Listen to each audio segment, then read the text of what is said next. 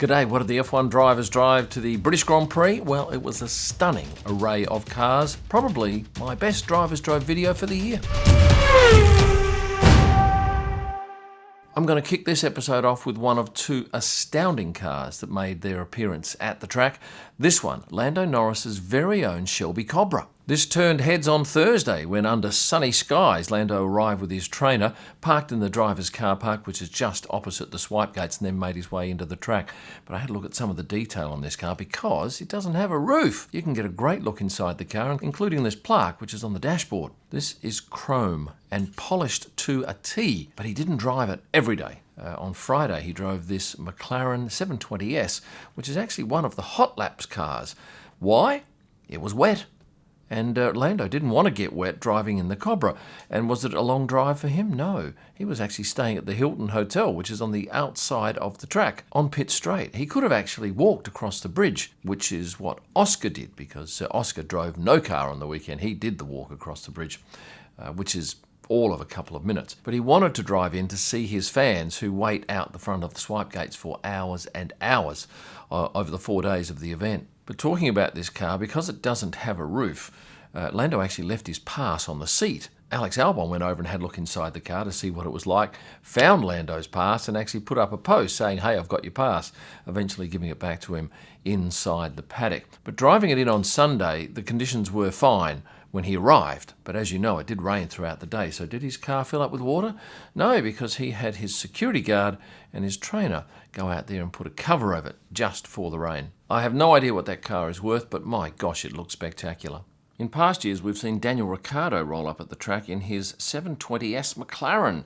And I did mention that I thought he might be coming in that car this year, but you pointed out that indeed he has sold that. So what did he drive? This, a much more sedate Honda CR-V. And his teammate Yuki Tsunoda was in a stock standard Civic Type R. And how far were these drivers typically driving?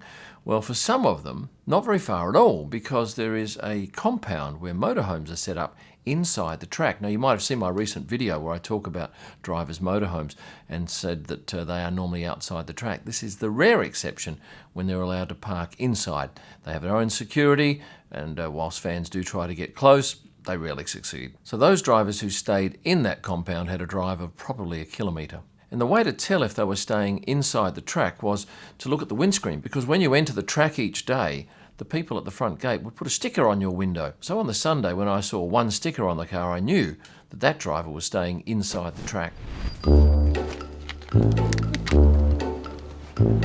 It's snug. And what am I driving to the track, I hear you cry? Well, today I've picked up a Ford GT. Well, I didn't actually drive it to the track, but I was just happy to sit in it. The only other two Fords to speak about were the Fords of Max Verstappen and Sergio Perez, the Mustang Mach-E, with Sergio being dropped off right at the gates for quick entry. Shall we talk Ferraris? Yes, there were two in the F1 drivers' car park. Oh, in fact, there were three. Let's go with the drivers first. Charles Leclerc in a beautiful Roma Spider with the soft top, more than capable of carrying a dog, and that's what he did. He brought Leo in on at least 3 of the days, and I'm guessing 4. Sometimes carrying it, sometimes walking it. But for sure, you can't go wrong when you arrive at an F1 circuit with such an amazing dog. It wasn't the only dog to be in the paddock. Of course, I'll get to another one. In fact, I'll get to another 5 shortly. But in the interim, I can tell you that the Ollie Bearman signed prints are going exceedingly well. If you are a fan of Ollie Bearman and you'd like to get a signed copy of this picture taken at the Saudi Grand Prix, the very first time he drove an F1 race, head to kimellman.com, go to the shop and then pick signed prints, and you can order your favourite number now. He'll be signing these in Spa in a couple of weeks' time, and then they'll be spirited to you for you to place on your wall. And remember too that you get a digital image of him signing your numbered print for irrefutable proof of authenticity.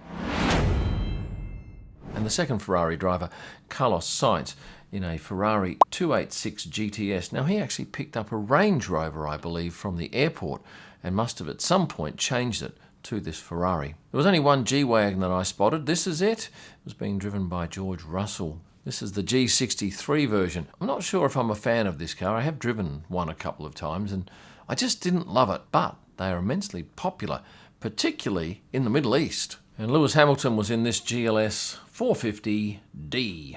being driven by his security people, dropped off at the gate very close to it, and then he would make his way into the paddock surrounded by a throng of media and fans with his dog Roscoe. That is the second of 6 dogs in my Dogs of the Paddock post. What were the other 4? Were they drivers' dogs? No, they weren't. They were indeed security dogs that were enthusiastic and enjoyable to see in the paddock. And the third Ferrari that I spotted was Fred Vassar's Ferrari. Puro sangue. This is their SUV, and it's a fine-looking vehicle. First time I've ever seen one. While we are on the subject of team bosses, was McLaren's Zak Brown driving his Speedtail? He did last year. He's done it a couple of times in my time, and that is an amazing vehicle. No, he was not in that car. Instead, he was in a McLaren P1. This is the second instalment in McLaren's Ultimate Series after the McLaren F1. It was one of the first high-performance sports cars to be introduced incorporating hybrid technology. It looked good to me, and I think Zach was pretty happy to be driving that. Let us talk about Aston Martins. I can start with Lance Stroll's stock standard DBX and Fernando Alonso, who had this red one with a sticker saying Farm Access visible. That meant he was staying inside the track. Shall we talk about one of the Apex drivers and what he was driving in because he wasn't actually behind the wheel? Yes, let's talk about Sonny Hayes, aka Brad Pitt, in a Range Rover. And watching him come and go at the swipe gates was a very interesting affair. He would have somebody out the front waiting with the two-way radio. The car would pull up, he would be in position, he would radio through to the crew saying, "Brad, your car's here."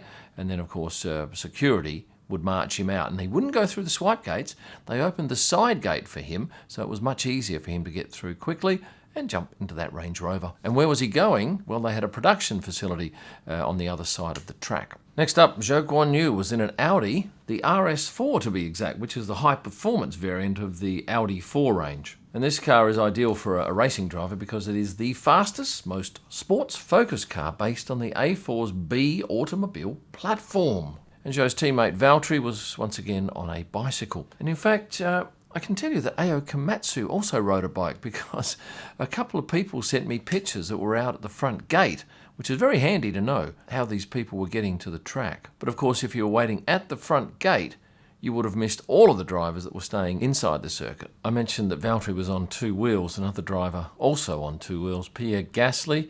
He was on a scooter. So was his girlfriend Kika, but she was the pillion passenger on a second scooter. But on the wet days, Pierre was in a Renault Espace, as was Esteban Ocon, who, like a lot of other drivers, was dropped off just by the swipe gates by his driver, which was his trainer, and then he walked in while the trainer went and parked the car. And Esteban was staying in that same motorhome that I featured in a recent video about drivers' motorhomes. We have just 4 drivers left to go, and I should talk now about Alex Albon. He was in a Cobra. Now, I don't know a great deal about Cobra. I spoke to Alex's trainer who said it was a great car to drive. It's actually produced in Barcelona, and I kept seeing these 2 logos on the front of their building as I was moving around Barcelona because I spent some 3 weeks there. So there you go, you know a little bit more about Cobra. Oh, and they have a Formula E team. Shall we go now to Nico Hülkenberg? Why not? He had a magnificent weekend, finishing 6th.